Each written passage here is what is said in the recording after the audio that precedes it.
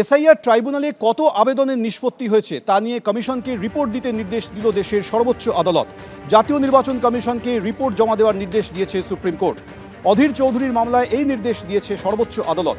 25শে August মামলার পরবর্তী শুনানি হবে। আমাদের দাবি হচ্ছে যে ভাই তাড়াতাড়ি করে ডিসপোজ করতে হবে কেস, নাম্বার 1। নাম্বার 2, তোমাদের দেরির জন্যে মানুষ রেশন পাবে না, ডোমিসাইল সার্টিফিকেট পাবে না, নিটে পরীক্ষা দেওয়ার ক্ষমতা নেই।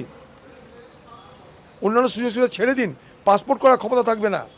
এবং শুধু তাই নয়, পরের প্রজন্ম যারা তারা ভোটার হতে পারবে না।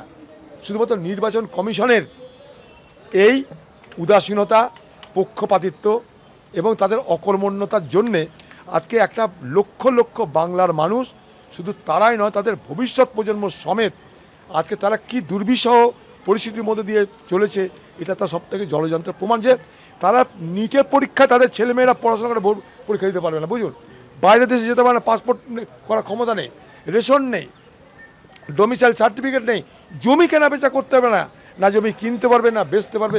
কোন দুরবস্থা! যে সুপ্রিম কোর্টে আমরা ডেট পেয়েছিলাম, বিচারপতি গুরুত্ব দিয়েছে বলে আবার 25 তারিখে এই মাসে এটা শুনবে। অর্থাৎ বিচারপতিরা গুরুত্ব দিচ্ছে।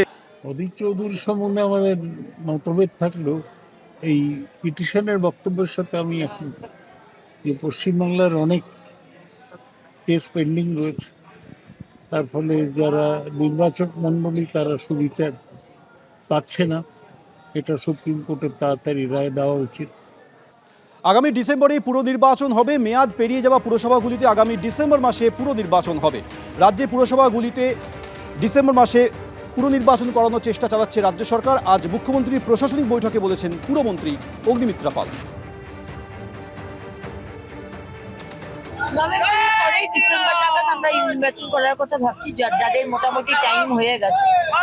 আর তাছাড়া টিএমসি যারা পালিয়ে গেছে লেজ গুটিয়ে বর্ষাকালে আমাদেরকে, বাংলার মানুষকে এইভাবে ফেলে রেখে, আমরা প্রশাসন বসিয়ে আমরা যতটা সম্ভব পরিষেবা দেবার চেষ্টা করছি। কোনোরকম ভাবে মানুষের যাতে অসুবিধে না হয়, প্রত্যেকটা পরিষেবার সাথে আমি ওই মুখোমুখি বলে প্রোগ্রাম করছি, যেখানে ডাইরেক্টলি আমি তাদের সাথে কথা বলি, সাধারণ মানুষ তাদের সমস্যার কথা বলতে পারি।